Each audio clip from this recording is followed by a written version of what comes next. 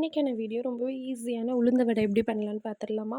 அதுக்கு ஃபஸ்ட்டு உளுந்து ஒரு டம்ளரை வந்து வெளியில் 3 ஹார்ஸும் ஃப்ரீசரில் 1 ஹவரும் வச்சுக்கோங்க.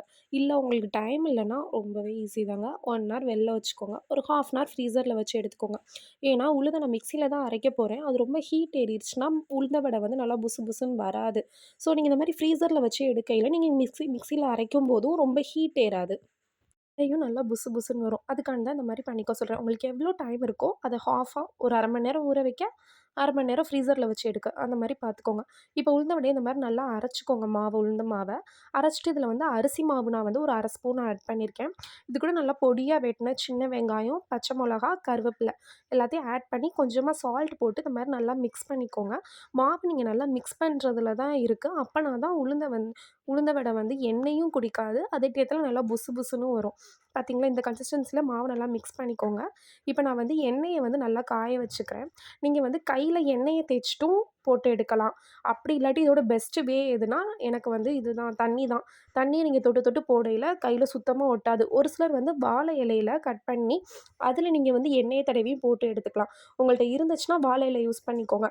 அப்படி இல்லாட்டி என்னைய கேட்டா பெஸ்ட்டுனா தண்ணி தான். கையில நல்லா தண்ணிய நனச்சுக்கோங்க. நனச்சுட்டு மாவ எடுங்க, ஓட்ட போடுங்க. போட்டு வச்சுட்டிங்கன்னா சூப்பர்பா வடை வந்துரும்.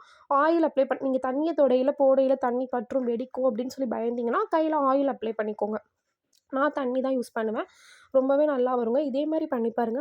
கொஞ்சம் கூட எண்ணெயே குடிக்காது. ரொம்பவே சிம்பிள் தான். பட் இதில மெயினான விஷயம் என்னன்னா, நீங்க வந்து உளுந்த வந்து கொஞ்ச நேரமாச்சும் ஃப்ரீசர்ல வைக்கணும்.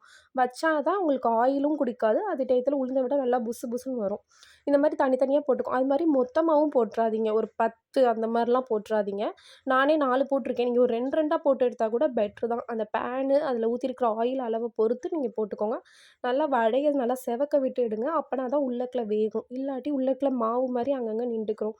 அது மாரி நான் சொல்ல மறந்துட்டேன். நீங்க மாவு பெசையும்போது கொஞ்சோண்டு ஜீரகமும், மிளகும் சேர்த்து மிக்ஸ் பண்ணிக்கோங்க.